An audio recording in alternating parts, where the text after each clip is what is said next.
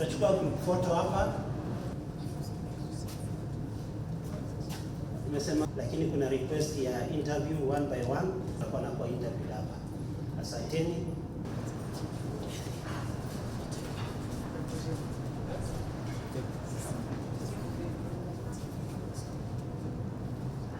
Okay.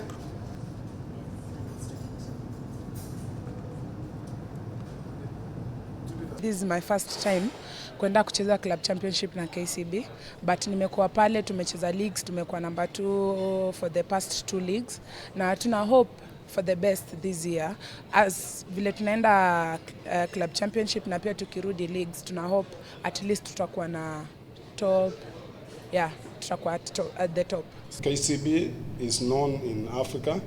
We have participated in many competitions since we started this club.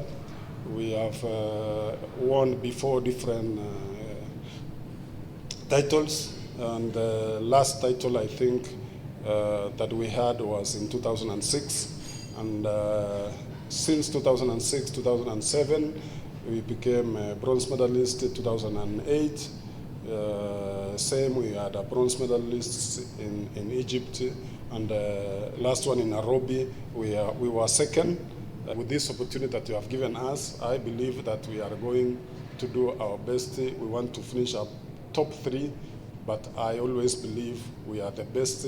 I want to come back as the first African champion this year.